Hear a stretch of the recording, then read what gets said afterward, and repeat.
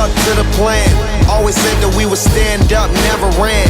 We the fam and loyalty never change up. Been down since day one, look at where we came from. Jumping out on anybody who try to say something. One thing about it, got a problem, I got the same one. Money rolls, we fold. Ladies and gentlemen, women, children, and bears, welcome to this episode of the Associated Wrestling Press's College Wrestling Review.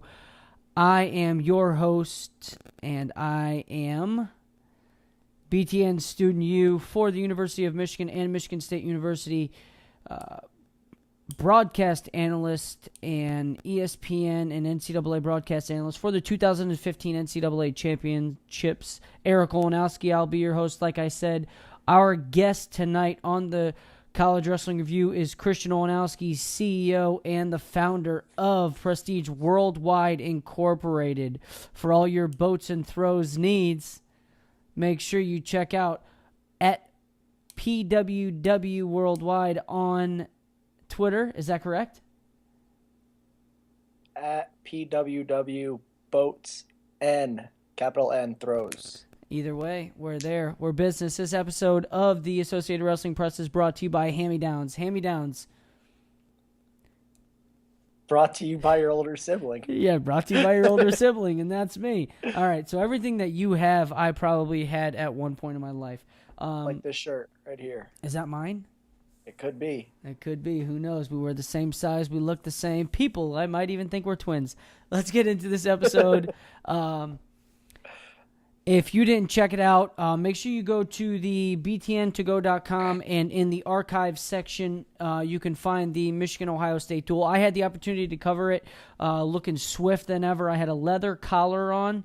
My suit top had a leather collar, so that's just where it started. We started at 125, and these rankings that we're going by for this episode and only this episode were the Intermat rankings, because that is what we had to use for the BTN. So, number 14, University of Michigan welcomes in the number 3 Ohio State Buckeyes. And before we jump into it, Christian, before you came in, give me one match that you absolutely were looking forward to. Taylor Massa and Bo Jordan. It was a rematch of the Michigan State Open Finals.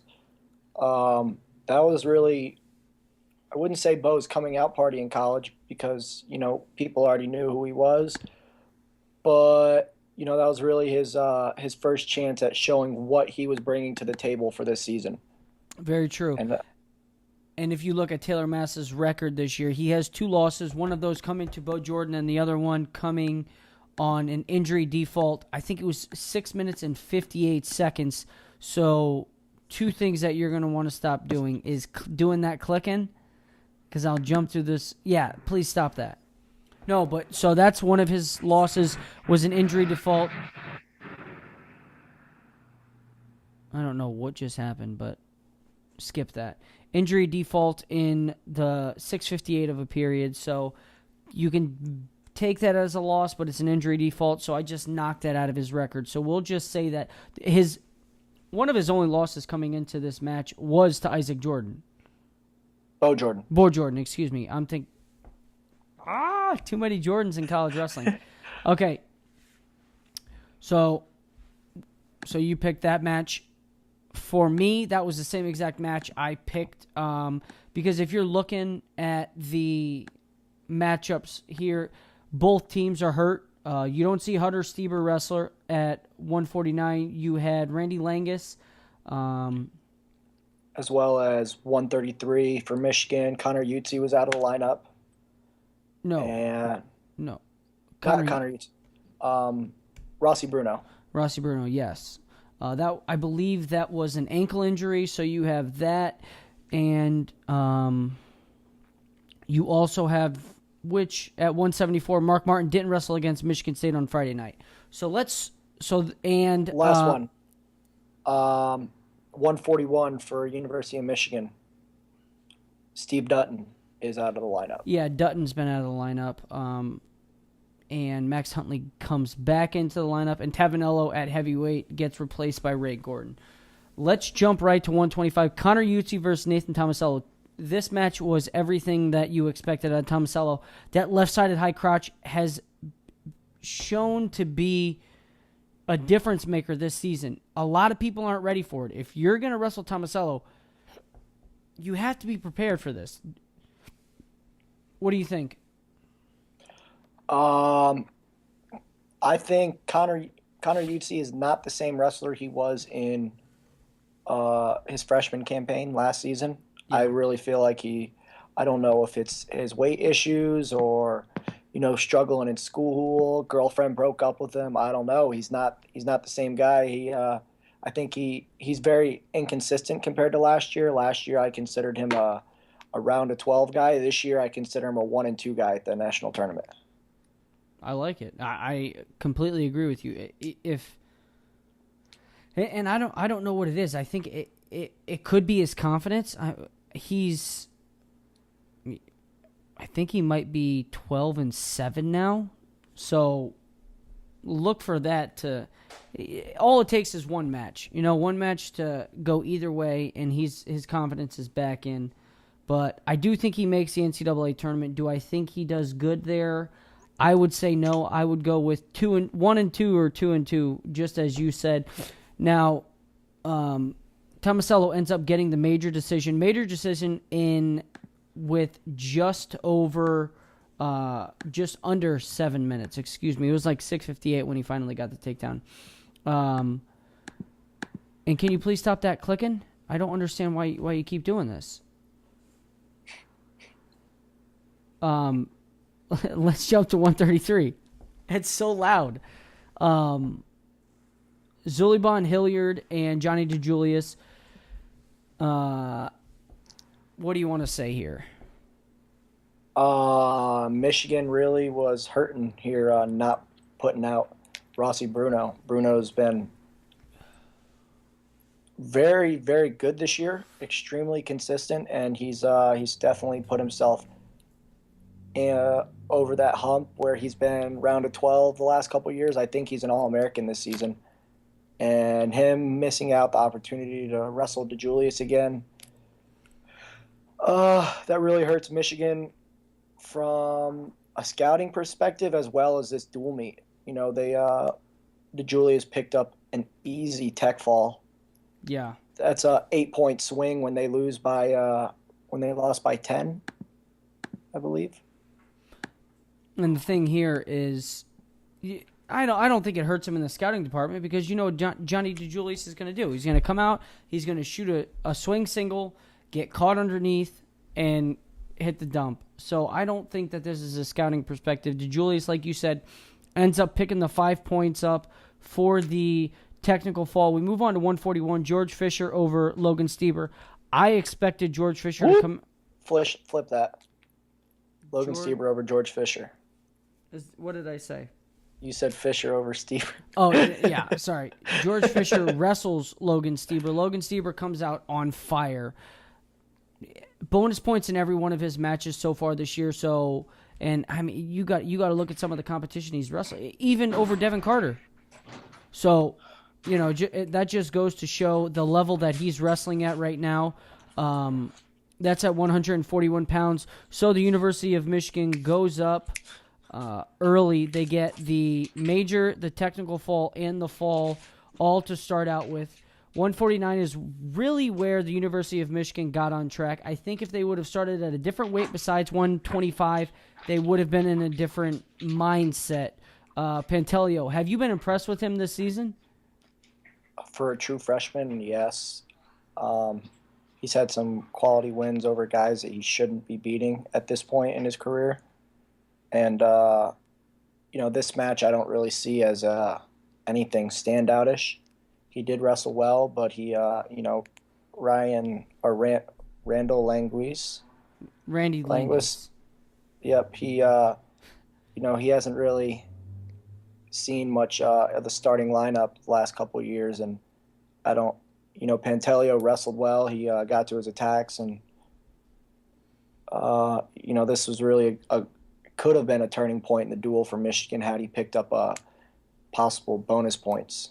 Yeah, and that was the only way they were going to get back into this duel. They were down early. They needed bonus points, And the thing is when you had a capable guy from the University of Michigan coming out and wrestling, you always had somebody that was just there to match him. Even if the Ohio State Buckeyes didn't win, they knew that if they kept it to 3 points, they were in great shape. And that's what they ended up doing. One question I would like to ask you is Hunter Stieber at 149 missing another match. He missed the match against Michigan State. He did travel. He did travel to Michigan this weekend. So what are you taking from that? Are you taking that? I mean, he's just sitting out. What do we expect from Hunter Stieber? I saw an interview a couple weeks ago that Tom Ryan said he's not gonna wrestle Hunter until he's 100% capable of getting back in the lineup. And we saw him get some action in, and he wasn't. He lost to he got pinned by How to Shout. He lost to Sorensen after that. From Iowa, so not the Hunter Stieber we're used to seeing. So maybe Tom Ryan wants to get him a little bit more rest before, this is a long, long, long season, especially in the Big Ten. And yeah, and I think if they're going to want to win an NCAA title, they have to have Hunter Stieber in the lineup. That's an absolute must. You can't win an NCAA title without him.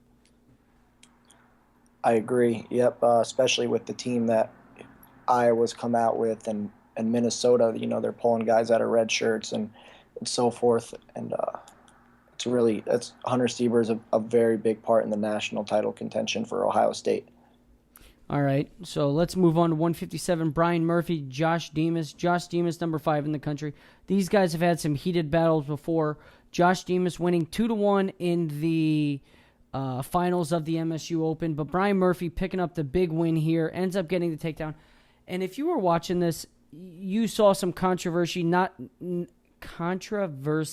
only from me as a broadcaster, but the coaches as well. The coaches had no clue what was going on. Referees say Tom Ryan challenged the match. The referees then say, no, he didn't, because Tom Ryan comes back out and says, I didn't protest the match. What are you guys saying? So some clarification on that. Josh Demas looked like he got the escape at the end. They were checking if it was an escape, and Murphy's hands were still locked. So that's some clarification on that. Do you take anything from this match, or are you just saying... I think, Brian Murphy is really, really, really good and extremely underrated. I was extremely surprised to see he wasn't in the national rankings before, just today when he got this win over Demas. But, compliments to Murphy. But right. Josh Demas, I think he is extremely talented, but in the same token, he is extremely overrated. He is Brian Murphy, although they've had a couple of battles, exposed. Josh Demas has no offense when he cannot get to his inside trip. Very true. Yeah, and that inside trip, when he does get to it, that's a game changer. Yeah. Let's move to 165. Taylor Massa, Bo Jordan, the match that most people were looking forward to. And what I did see that I liked right out of the bat is Taylor Massa came out and tried to shoot a high crotch right off the whistle. That's very, very unlike Taylor Massa. His offense is his defense. That's how he scores points, off that front headlock. That's, I was going to add to that. Us being, around the area, Michigan State, same place where, right down the road from where Massa grew up, we hear a lot about how Massa's offense is extremely limited. And this match, Taylor Massa showed when he wants to have offense, he can have offense. Although he didn't score on Bo Jordan, he wrestled, he was the offensive guy for 7 minutes of this match. And Bo Jordan didn't take a single shot.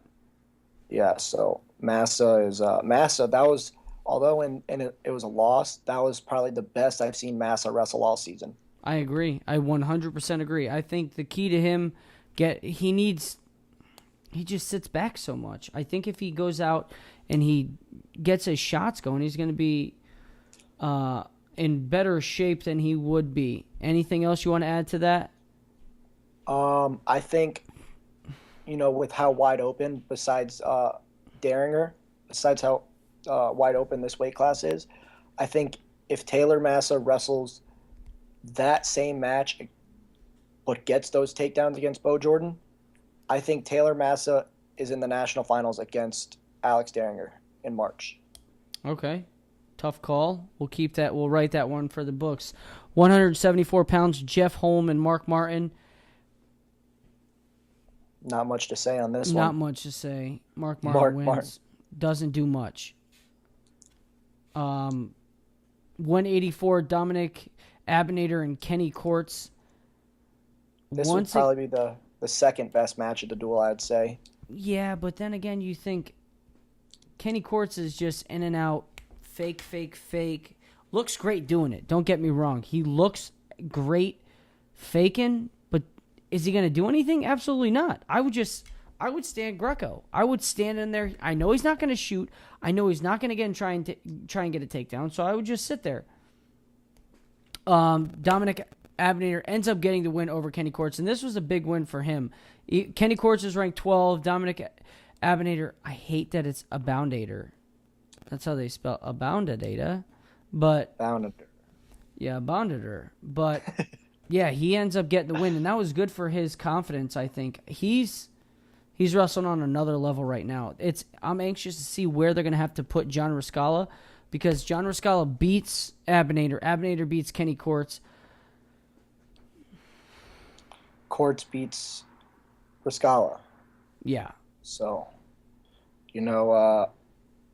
really, I think it doesn't go by head-to-head matchups, but really common opponents. See who's beat who and who's lost to who over the season. Okay, and 197, we welcome back Max Huntley to wrestle Kyle Snyder. Man, I'll tell you what, Kyle Snyder has been on a different level these past couple of weeks. After I saw what he did, Nick McDermott, he lost to him by a couple points at the MSU Open.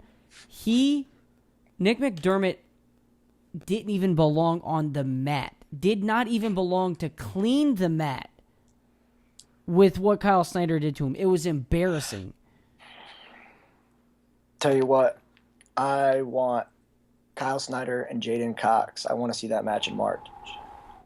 So do I. It sucks we didn't get to see it when they had that duel, but these guys are phenomenal for how young they are. Yeah, it's going to be a great. I hope something. I hope Kyle Snyder. I was actually watching that match and I was thinking, there's those kids like when Nico Magaludis came into the NCAA's, and you always said like this kid, he has something special. Can he make it to the NCAA championships? I'm sure there was a few Penn State people who said he's got what it takes, but there's a few of those guys that have what it takes, and I think Kyle Snyder has what it takes to make it to the NCAA championships, the NCAA finals, because you need to be able to get off bottom. He can do that. He can't really ride, but if you get a good 30 seconds just to break someone down, just take some energy out of them, and then on your feet, you have to stop the takedowns. And his hips are immaculate. Nobody gets in.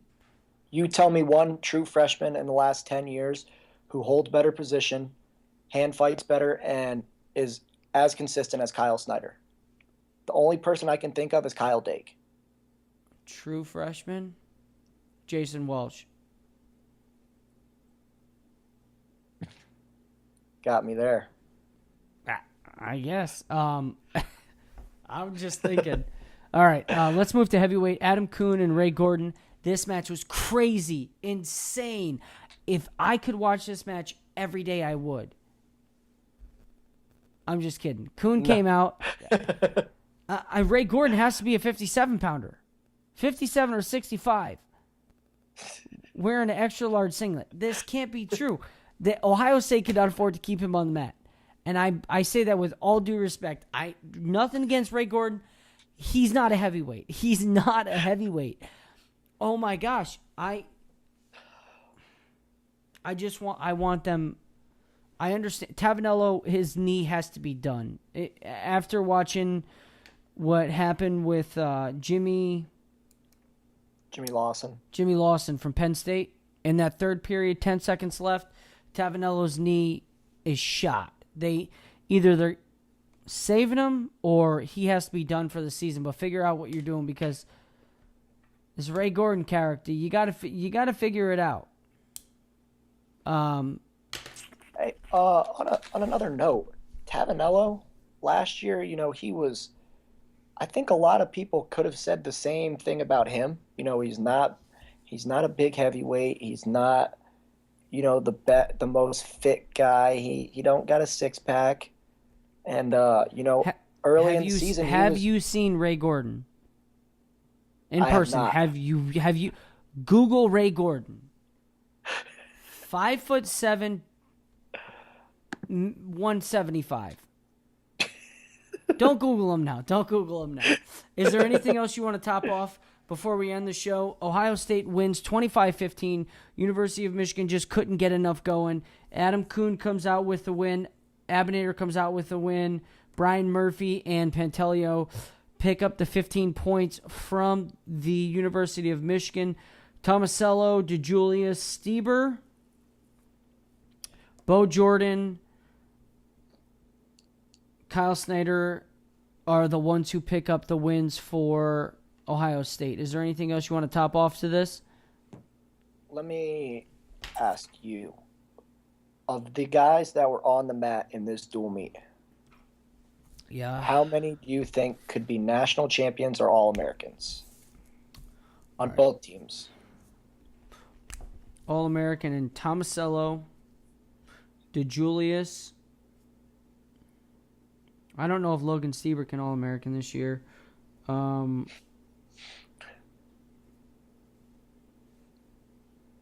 don't feel confident in either Demas or Brian Murphy. So I'll skip that. Bo Jordan, I don't think Taylor Massa gets it done. Mark Martin, absolutely not. Abinator and Kenny Courts, no. One of those does. I don't know who. Kyle Snyder, 1, 2, 3, 4, 5, 6, 7, 8. So 8 out of 20. I have 9. I have Tomasello, DeJulius, Stieber. Check. Bo Jordan, Taylor Massa, Kyle Snyder, Adam Kuhn. I don't think that adds up. That 1, doesn't. 2, 3, 4, 5, 6, 7. I had 7. I had 7. All right. Hey, when you get done with your counting class tomorrow, call me. What about Pantelio? No.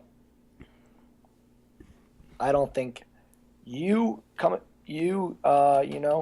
at the NCAA tournament. Stage fright as a freshman. Hey, it's not the one thing that you have to learn right now. It is not about who the 8 best people in the country, never All-American. Learn that. Remember that. Agreed. Retweet. Never do the 8 best All-Americans or the 8 best wrestlers All-American in a weight class.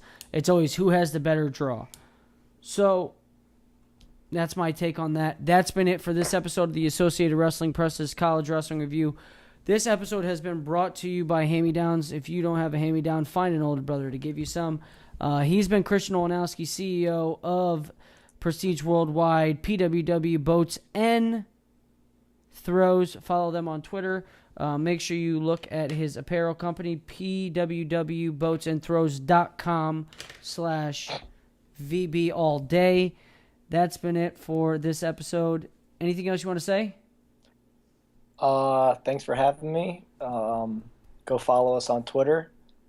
And, we're pushing for a national title this year. Remember that. All right, show enough on the beat.